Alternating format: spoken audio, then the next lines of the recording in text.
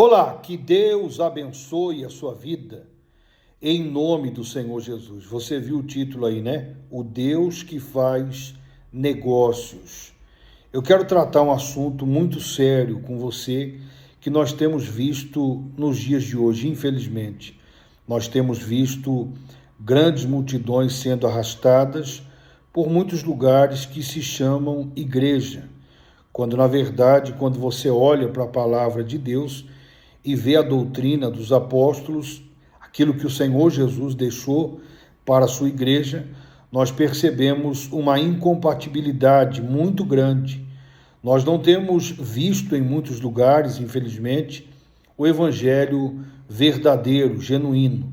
Pelo contrário, o que nós temos visto é a distorção escancarada da palavra de Deus. Se vale de tudo para que as pessoas cheguem à igreja. É usado todo tipo de indulgência, todo tipo de convite, todo tipo de isca, a fim de arrebanhar pessoas, infelizmente, com o evangelho diluído, o evangelho falso, o evangelho mentiroso, promessas que nem mesmo o Senhor Jesus fez em seu ministério, coisas que Deus nunca prometeu, é tirada do contexto e oferecida para as pessoas de qualquer forma e de qualquer maneira. E é lamentável que muitas pessoas veem isso como se fosse um grande avivamento, batem no peito, exaltam-se a cabeça, achando que estão por cima da carne seca ao conseguir arrebanhar grandes multidões, a um grande ajuntamento de pessoas. E não passa de um engano, de um falso evangelho. Eu gostaria de compartilhar com você um texto da palavra de Deus que está aqui no Evangelho de Marcos, no capítulo 8, no versículo 34. Esse caso que nós vamos ver aqui é um caso bastante comum. Jesus muitas vezes colocava à prova aqueles que queriam segui-lo, e eles eram colocados à prova para ver se de fato eles queriam ser discípulos, não porque Jesus não sabia a intenção do coração deles, mas para que ficasse de exemplo para mim e para você, que muitas situações acontecem na nossa vida a fim de colocar-nos à prova, para ver qual será a nossa reação. E aqui é um caso desses. E no Evangelho de Marcos, do capítulo 8, no versículo 34, Jesus diz assim: então, convocando a multidão e juntamente os seus discípulos, disse-lhe: se alguém quer vir após mim, negue-se a si mesmo, tome a sua cruz e siga-me. Quem quiser, pois, salvar a sua vida, perdê-la-á. E quem perder a vida por causa de mim e do Evangelho, salvá-la-á. Que proveito há ao homem ganhar o mundo inteiro e perder a sua alma? Que daria o homem em troca da sua alma? Preste atenção que Jesus, através desse texto, ele coloca essa multidão à prova, dizendo para eles que aqueles que quiserem seguir ele, vir após ele, devem negar-se a si mesmo, tomar a sua cruz e então segui-lo. E ele diz que aquele que quiser ganhar a vida, perdê-la-á, e aquele que perder por causa do evangelho e por causa dele, achá-la-á. Ou seja, o convite de Jesus é um convite de renúncia, para que as pessoas renunciem às suas vontades, renuncie os seus desejos, os seus prazeres, abra mão de tudo para segui-lo. Naturalmente que Deus não quer que você abandone o seu trabalho, que você abandone a sua família, que você abandone os seus amigos, nada disso. Mas o evangelho é renúncia.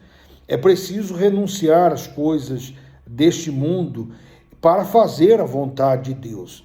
E muitas vezes, quando você se posiciona como um cristão verdadeiro e autêntico, naturalmente você vai arrumar muitos conflitos para a sua vida. Basta tão somente você ter um não bem afiado na sua boca para que você possa já começar a arrumar muitos conflitos no mundo onde as pessoas parecem fazer aquilo que a maioria faz e achar que isso é normal. Evangelho não é isso. Evangelho é você andar na contramão desse mundo. Aquilo que as pessoas muitas vezes têm como normal, como comum, ofende a santidade de Deus, é contrário a vontade de Deus. E Jesus segue dizendo: qual o proveito se o homem ganhar o mundo inteiro, mostrando que é possível a pessoa ganhar o mundo todo, conquistar muitas coisas, mas qual o proveito se isso acontecer e essa pessoa vier perder a sua alma? A verdade é que Deus, o Deus da Bíblia, é um Deus que abençoa, que prospera, que dá saúde, que restaura, sobretudo que salva a nossa alma. Mas quando Jesus morre na cruz do Calvário, quando ele dá a vida em nosso favor, não foi para fazer de você uma pessoa rica, não foi para que você não tivesse nenhuma dor no corpo, não foi para que os seus sonhos se realizassem. A morte de Jesus, o evangelho de Jesus, o evangelho da renúncia, é para a salvação da sua alma.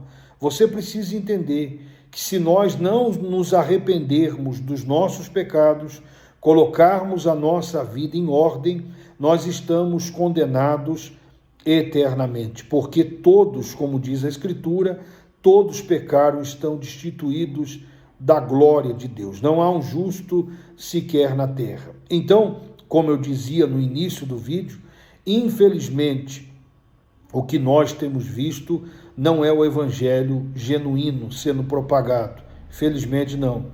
Na sua grande maioria é o falso evangelho, o ajuntamento a qualquer custo, a felicidade aqui e agora.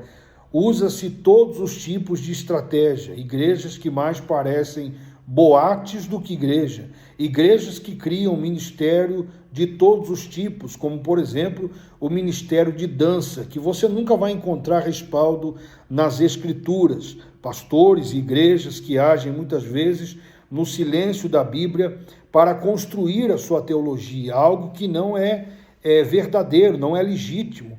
Não se pode, no silêncio das Escrituras, você criar uma teologia própria, você fazer aquilo que você quer da igreja. A igreja não é sua, a igreja não é do seu pastor, a igreja não é do seu líder. A igreja tem um dono, e o dono dela é o Senhor Jesus. Então, se a Bíblia fala, nós fazemos. Se a Bíblia não fala, nós não fazemos. Não temos que inventar absolutamente nada, nem tampouco tentar salvar as pessoas com a força do nosso braço. A nossa missão é ir e anunciar o evangelho para as pessoas. E aquele que crê, Jesus disse em Marcos capítulo 16, quem crer e for batizado será salvo.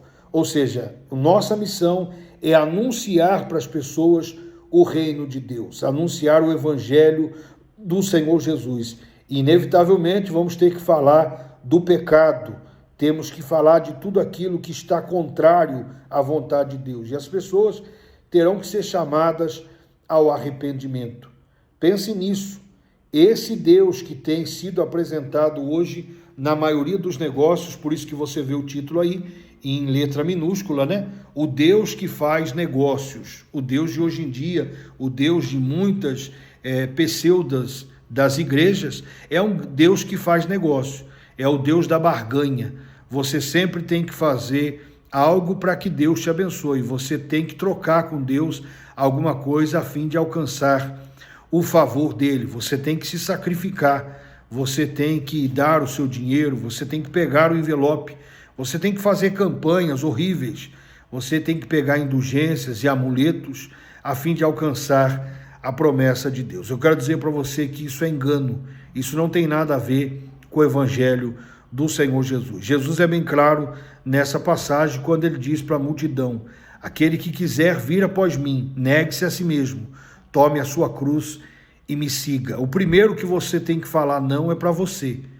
Evangelho, você não é chamado a fazer a sua vontade. Evangelho, você é chamado a fazer a vontade de Deus. Não fique à procura de uma igreja moderna, à procura de uma igreja bacana, procure uma igreja bíblica. A igreja não tem que estar próximo da sua casa, ela tem que estar próximo da Bíblia, das Escrituras, para que você não seja enganado. Afinal de contas, Jesus disse no Evangelho de João, capítulo 8, versículo 32, e conhecereis a verdade, e a verdade vos libertará. Não existe libertação na mentira, na quase verdade, na meia verdade. Conhecereis a verdade, e a verdade vos libertará. Procure uma igreja séria, uma igreja bíblica, onde se prega a palavra de Deus, porque, infelizmente, o engano religioso está deitando e rolando. Nós temos visto se alastrar falsos mestres, falsos líderes, homens que se intitulam apóstolos, profetas, quando, na verdade, nem a palavra de Deus apoia nenhum desses títulos, nenhum desses cargos é apoiado pela palavra de Deus. Igrejas que mais parecem boates, igrejas que vivem de fazer festa, igrejas que distorcem a doutrina bíblica,